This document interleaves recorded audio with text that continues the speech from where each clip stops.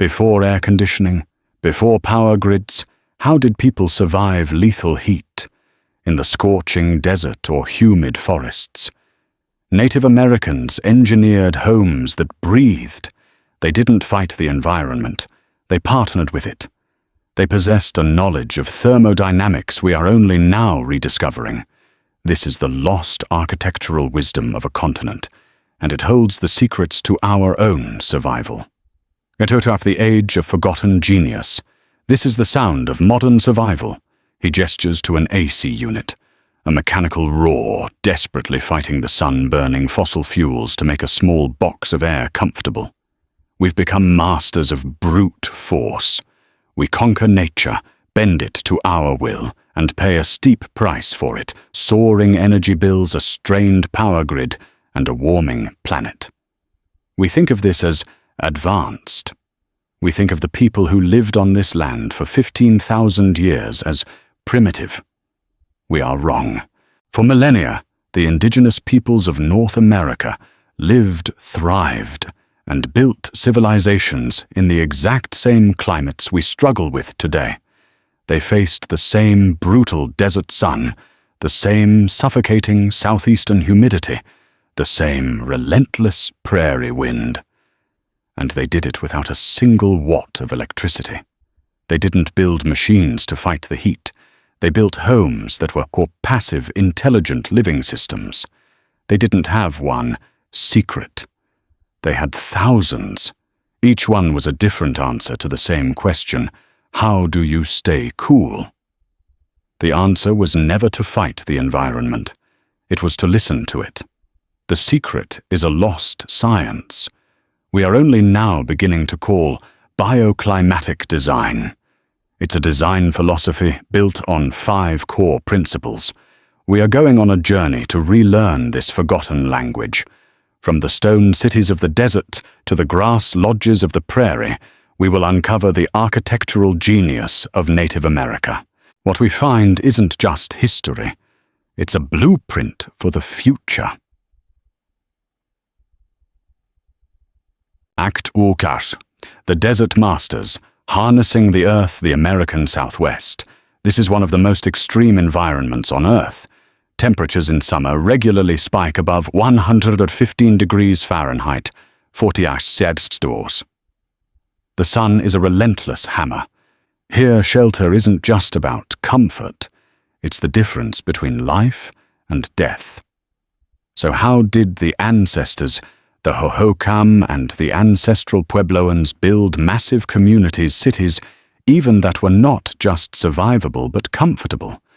Their first secret was to look down. Long before the great stone cities, there was the pit house, used by countless cultures from the Hohokam in the south to the ancestors of the Plains tribes. The logic is simple, and it's brilliant. While the air temperature fluctuates wildly, scorching by day, freezing by night, the earth itself is a reservoir of stability. Just a few feet down the ground, maintains an almost constant temperature year-round. In this region, that's about 55 to 60 degrees Fahrenheit, 13 Celsius. By digging their homes into the earth, the builders weren't living in the 115-degree air. They were living inside a 60-degree thermal bank. The structure was simple: a pit, a timber frame, and a roof made of branches, grass, and finally, a thick layer of the earth that was just dug out. The only parts exposed to the sun were the roof and a small, often shaded entryway. It was a natural root cellar, a passive geothermal cooler. Hot air from cooking and breathing would rise and exit through a central smoke hole, pulling in cooler, earth-chilled air from the low entryway. It was a simple, perfect self-cooling system. But the indigenous architects of this region didn't stop there. They scaled up. This is Taos Pueblo, continuously inhabited for over 1,000 years. It's a UNESCO World Heritage Site, and it's one of the most brilliant examples of passive climate control on Earth. It's not made of wood, glass, or steel. It's made of this. He touches the thick, lumpy wall. Mud, straw, water, adobe. To us it looks simple. To a physicist it's a time delay machine. This is the power of thermal mass. Here's how it works. These walls are incredibly thick, often 2 to 3 feet. When the morning sun hits this wall, the heat doesn't just pass through. It has to soak in. The dense, heavy adobe has high thermal inertia. It's lazy when it comes to temperature change. It takes hours for the sun's heat to travel through the wall. By the time that wave of heat finally reaches the interior, it's 10 or 12 hours later. The sun has set, and the outside air is now cold. The interior of the house stays cool all day long, protected by the time lag of the walls. Then the magic reverses. At night, as the desert plunges towards freezing, the heat that was absorbed all day finally radiates into the living space, keeping it warm and comfortable. The adobe acts like a thermal battery, charging with heat by day and releasing it by night. And look at the design. The building is terraced. The roofs of the lower levels become the patios for the upper levels. This creates shared shade, and the windows, they're tiny. This is deliberate. In a modern house, windows are our enemy. They let heat pour in. Here they are, kept small, deep-set, and facing away from the hottest afternoon sun, minimizing solar gain while still allowing for cross-ventilation. But perhaps the most stunning example of desert genius is this: the cliff dwellings of the ancestral Puebloans. Why build here, in these impossible-to-reach alcoves? Protection from enemies was one reason. But the other reason was a masterful understanding of celestial mechanics. This is passive solar design at its zenith. The Puebloans observed the sun's path. They knew that in summer, the sun is high in the sky. By building their village deep under the cliff's overhang, the rock itself becomes a massive, permanent awning. The village remains in 100% shade all day long. But in winter, the sun is low in the southern sky. The alcove's orientation is perfectly calculated so that the low winter sun shines directly into the village, striking the high thermal mass stone and adobe walls. The dwellings become passive solar heaters, absorbing the sun's warmth all day and releasing it all night. This cliff isn't just a fortress. It's a seasonal calendar, an air conditioner, and a furnace all in one. It's breathtaking, isn't it? The ancestral Puebloans weren't just building shelters. They were building climate control machines from the earth itself. They integrated geothermal buffering from the pit house, thermal mass from adobe, and passive solar orientation from the cliffs. They weren't primitive. They were masters of thermodynamics. We're spending billions to invent smart glass and high-tech insulation that attempts to do what an adobe wall does all by itself. Thread. The southern breeze, mastering humidity. The desert was a dry heat. This is different. This is the American Southeast. Florida, Georgia, Louisiana. Here the temperature might only be 95 degrees, 35 Celsius, but the humidity is 95%. In this wet heat, the body's main cooling mechanism, sweat, stops working. It can't evaporate. The air is already full of water. The desert solutions of adobe and thermal mass would be a disaster here.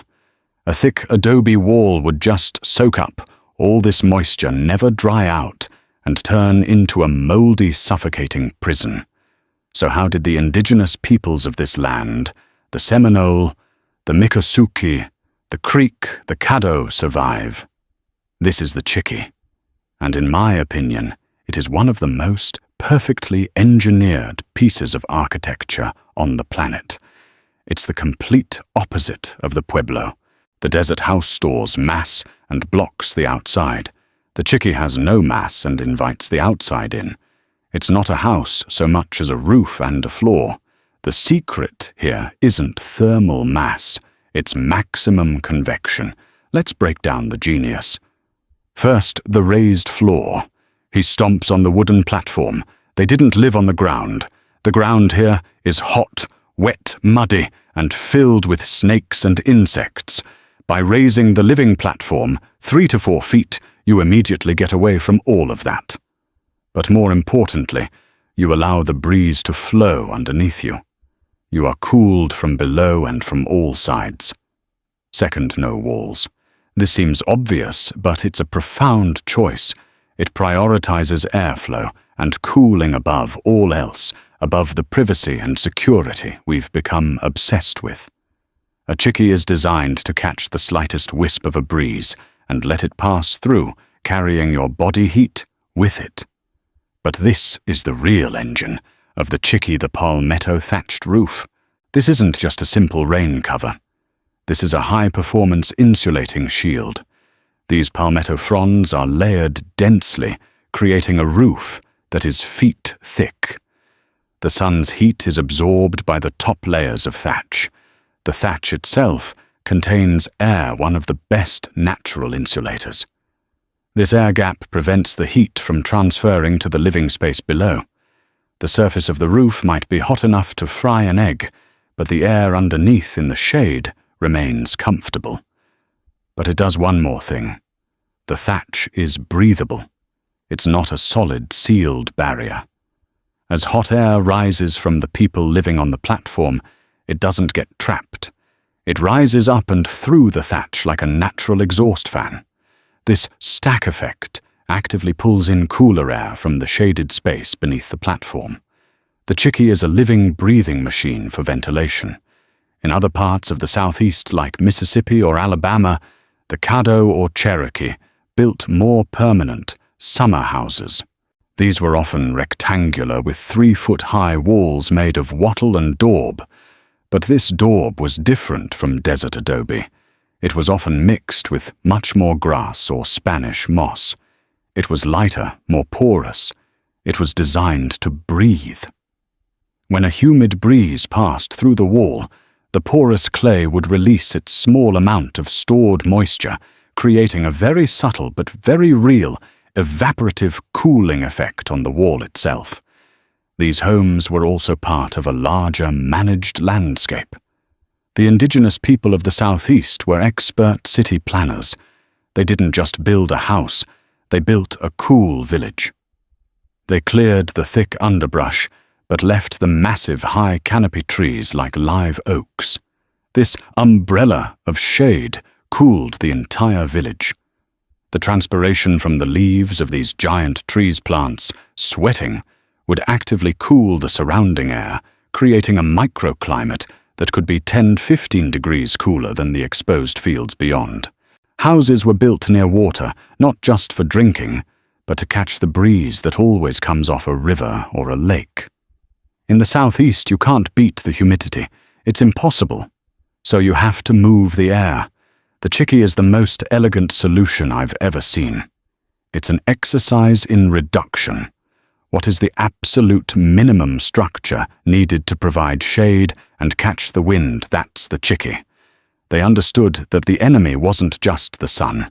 It was stagnant, wet air. The entire village, from the location to the thatched roof, was designed to create airflow. Act what? The prairie wind, riding the current, the Great Plains, an ocean of grass. This environment is defined by exposure. Brutal sub-zero winters and blazing dry summers.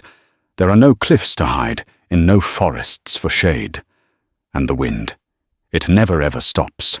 The peoples who lived here, the Mandan, the Hidatsa, the Arikara, the Pawnee faced a unique challenge. How do you build a home that can survive a 100-degree summer and a 40-degree winter using only what you can find in a sea of grass?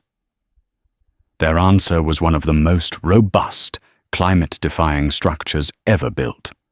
They didn't just build on the earth, they built with it. This is the Mandan Earth Lodge. It is a fortress against the climate, and its secrets are a perfect blend of desert and woodland ideas. Let's look at the design. It's semi-subterranean. Like the ancient pit house, the floor is dug below the frost line. This immediately taps into the Earth's stable geothermal temperature. The structure is a dome of heavy cottonwood logs. This is covered in layers of willow, then a thick mat of prairie grass. But the final layer is the most important, a dense, heavy layer of sod and earth, often feet thick. This is thermal mass, just like Pueblo adobe, but made of prairie materials. When the relentless summer sun beats down on this lodge, it's not hitting the living space. It's hitting dirt. It takes all day for that heat to soak through the grass and earth. By the time it does, it's night. The interior stays remarkably cool and stable, isolated from the blazing heat. The low aerodynamic dome shape also means the hot prairie winds flow over it, rather than hitting it and transferring heat. But the real genius is how it breathes. This isn't just a door, it's an engine. This long covered entryway is angled to block the prevailing wind. But it also acts as an air intake snorkel. As air enters this tunnel, it's surrounded by the cool earth. It pre-cools before it even enters the lodge. Inside, the family would have a small, smouldering fire for cooking. That hot air, along with the body heat and stale air from the inhabitants, rises. It's basic physics. It rises straight up to the apex of the dome where there is a hole. This hole isn't just a smoke hole, it's an exhaust vent. As the hot air escapes, it creates a low-pressure vacuum inside the lodge. This vacuum sucks in fresh, pre-cooled air from the long entryway. This is the stack effect. The Mandan Lodge is a passively powered air circulation system. It uses the heat from the occupants' own bodies to draw in fresh, cool air. The Mandan Earth Lodge is, in my view, the most efficient multi-season structure in North America. It's a hybrid. It's a geothermal bunker and a high-mass passive cooler. It's incredible. The occupants could be inside perfectly comfortable, while a 100-degree, 40-mile-an-hour hot wind was scouring the prairie just outside. It's a complete climate isolation chamber built from grass and mud. Further south, in places like Kansas and Oklahoma, the Wichita people built these. He gestures to a recreation of a Wichita grass house. It looks like a giant beehive. This is a different solution to the same problem. Instead of thermal mass, this is insulation. The frame is made of cedar poles bent and tied. This is covered in dense bundles of prairie grass. This grass traps air. Just like a down jacket or modern fiberglass insulation, the trapped air slows down heat transfer. The sun heats the outside of the grass, but that heat struggles to pass through the air, trapped in the bundles. The walls were also porous. They would breathe. The house could have 2 doors on the east and west to be opened for a powerful cross breeze, and at the very top, a vent to release the hottest, stalest air. It was a cooler, more breathable shelter for a slightly more southern climate, but built from the same humble prairie materials. Echtfep, beyond the obvious, forests, coasts, and the Arctic. We've seen the masters of the dry heat and the masters of the wet heat. But what happens when a climate throws everything at you? This is the eastern woodlands, the ancestral home of the Haudenosaunee, or Iroquois, and the Algonquin. Here the summers are hot, sticky, and humid, not unlike the southeast. But the winters are brutal, with deep snow and sub-zero temperatures rivaling the northern plains. The architectural challenge here is duality. You need a house that can be an airy, cool pavilion in July, but a sealed, warm fortress in January. A one-trick house, like the Chiqui or the Pueblo, would fail catastrophically in the opposite season. The solution is one of the most sophisticated, adaptable structures on Earth. This is the Longhouse. It's not just a home, it's a multi-generational communal apartment building, a cathedral of bark and wood, as some have called it. It could be 200 feet long, housing 20 families or more.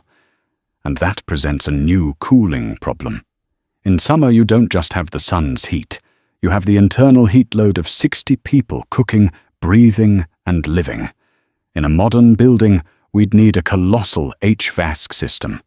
The Haudenosaunee used bark. The genius of the longhouse is that it was not a static structure. It was a convertible. The key was its skin made of elm bark. This bark was chosen specifically because it's tough waterproof, and when harvested in the spring, can be peeled from the tree in massive pliable sheets. These bark shingles were layered over a heavy timber frame, but they weren't permanently nailed down. They were adjustable. Let's look at the summer cooling system. It's a masterpiece of natural ventilation. First, the house was a long, narrow rectangle, perfectly designed for cross-ventilation. But the Haudenosaunee didn't just have a front and back door. The entire lower section of the bark walls was attached with leather thongs and wooden poles. In the summer, these sections could be propped open like giant awnings. This did two things. It created a massive ground-level breeze intake that ran the entire length of the building, and the propped-open bark simultaneously created a shaded veranda cooling the air before it even entered. So you have cool air coming in from the bottom. But what about the hot air? All that body heat and smoke from the central cooking fires has to go somewhere. If it gets trapped, you have a 200-foot-long sauna. That's the second part of the engine. A long house didn't have one smoke hole. It had a series of them, like a massive ridge vent running down the center of the roof. This is the stack effect on a colossal scale, the same principle we saw in the Mandan Lodge. The rising hot air from the fires and bodies created a powerful, continuous draft, pulling in the cooler shaded air from the propped-open walls below. The entire longhouse was a living, breathing wind tunnel. It was a tunable instrument for airflow, combining the open-air philosophy of the Chickie with the communal scale of a modern city block. And in winter, they simply lowered the walls, sealed the bark with moss, and the same fires that created the draft now became a radiant heating system with the insulating bark and trapped snow sealing in the warmth. From the woodlands we move to the coast, the Pacific Northwest. This is a land of giants. Giant trees, giant mountains, and a giant cold ocean. This is the ancestral home of maritime peoples who built some of the most monumental timber structures on Earth. This is a plank house.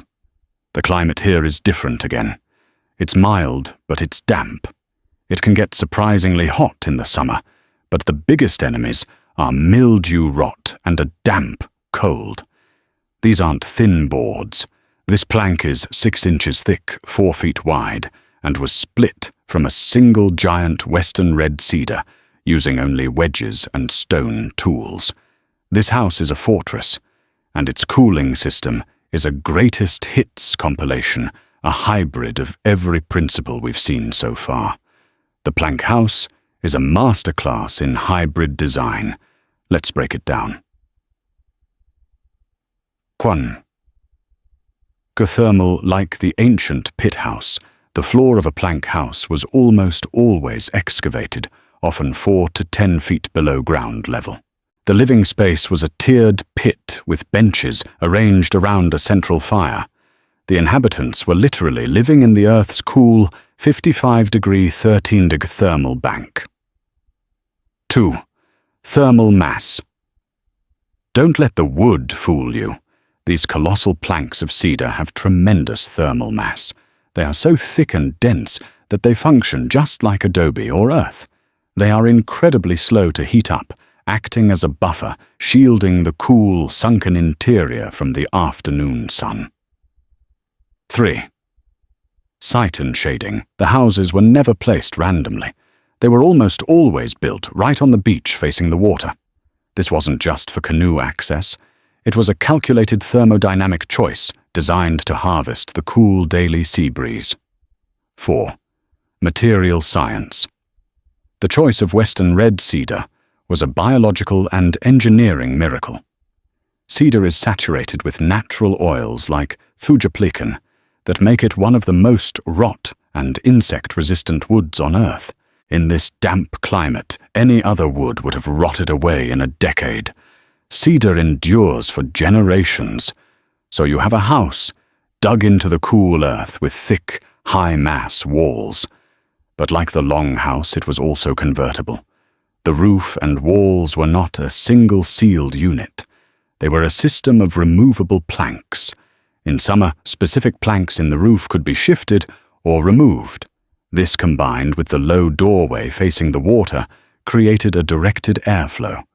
The rising heat from the central fire would escape through the roof vent, siphoning in cool, fresh ocean air from the door. The occupants could tune the house by moving specific planks, redirecting the breeze and controlling the ventilation. It was a high-mass geothermal bunker that could in an instant become a breathable open-air pavilion. Okay, this is the final test. The ultimate what if, the Arctic. We think of the Arctic as a land of eternal cold.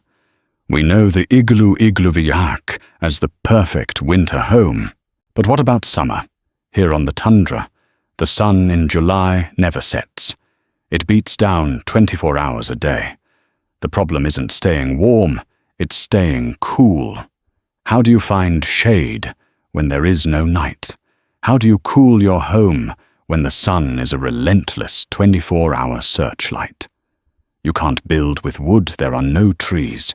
You can't build with mud, it freezes. What do you do? The solution is the karmak, and it proves that these principles are truly universal. It is the exact same logic as the Mandan Earth Lodge and the Pueblo Pit House, built with the only materials available, stone, whalebone, and earth. The karmak was a transitional home, a marvel of thermal engineering. The builders would erect a low wall of stone, then use a frame of precious driftwood or whale ribs, and line the interior with skins. And then the secret. They would cover the entire structure with a thick, heavy layer of tundra sod. This sod roof is a multifunction cooling engine. First, its thermal mass. Just like the adobe and the prairie sod, the 24-hour sun simply cannot penetrate it. It would take days for the heat to soak through. Second, it has a secret weapon, permafrost. Just a foot below the surface, the ground is frozen solid. The sod cut from this land is supercooled and wet from the melting top layer. When the sun's heat hits the sod, its energy is used up in a process of evaporative cooling, just trying to dry out the damp earth.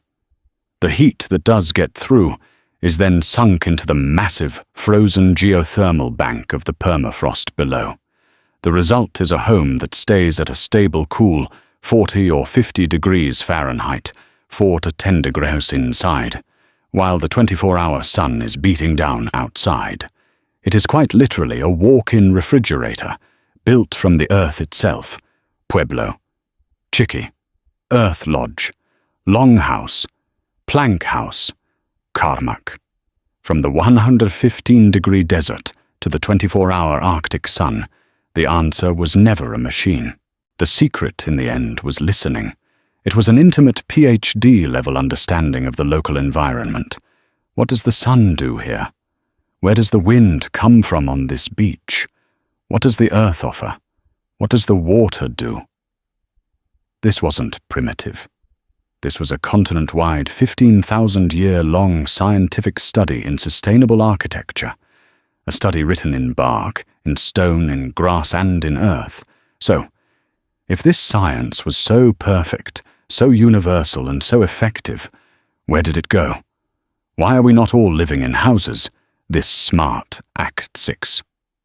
The lost science and the modern revival. This knowledge wasn't lost. It was suppressed. It was systematically dismantled. When indigenous peoples were forcibly removed from their ancestral lands, the Trail of Tears, moving the Cherokee from their humid woodland home to the dry, hot plains of Oklahoma, this ancient place-based knowledge was severed. The Seminole were forced from the deep glades, where their chickee was a perfect design, to drier lands where it was less effective. The Mandan and Pawnee were forced from their perfect earth lodges into thin-walled wooden reservation houses. These government-issued homes were a disaster. They were a one-size-fits-all design, often based on a hot, dry European climate. They had no thermal mass, no passive ventilation, no geothermal buffering. They were scorching in the summer and freezing in the winter. This wasn't just a cultural loss, it was a technological loss. We replaced thousands of years of sophisticated, sustainable science with cheap, inappropriate boxes that required massive amounts of unavailable energy to be livable. We forced them to forget. But today, this knowledge is coming back, and it's coming back at the exact moment we need it most. All around the world, green and sustainable architects are inventing solutions for our warming planet. And what are they inventing? They're inventing thermal mass. They're calling it rammed earth, or adobe chic. It's the exact principle the Puebloans mastered 1,000 years ago. They're inventing passive ventilation. They're designing homes with raised floors and breathing roofs to catch the breeze. The Seminole perfected this centuries ago. They're inventing the passive house, a super-insulated airtight home that uses geothermal principles and the stack effect to ventilate. The Mandan lived in passive houses. The revival is happening within indigenous communities too. Native architects, designers, and builders are looking back to their ancestors' principles to solve modern problems. From the Diné Navajo architect, designing modern solar-powered homes that use the same thermal mass principles as the ancient Hogan, to the Oglala Lakota on the Pine Ridge Reservation building affordable, sustainable housing based on the principles of the grass house. This knowledge is being reclaimed. The secret was never a secret at all. It was a language. It was the language of the sun's path, the whisper of the prevailing wind, the cool breath of the earth, and the insulating power of the local plants. It's a knowledge born from thousands of years of listening, thousands of years of observation, thousands of years of survival, while we surround ourselves with complex, energy-hungry machines to fight the climate. These cultures built partnerships with it. Their homes were not just shelters, they were expressions of respect for the land they inhabited. In our own warming world, facing a future where our cheap energy may not be so cheap and our climate is no longer stable, the question is, are we finally ready to listen? The genius of indigenous architecture wasn't one design. It was a philosophy. Listen to the land, and it will tell you how to build. This profound, sustainable wisdom is more critical today than ever. If this knowledge inspires you, help us share these stories. Like this video, share it with someone who needs to see it, and subscribe for more forgotten wisdom. Your support helps us keep this knowledge alive and honor the ingenuity of the first architects of this continent.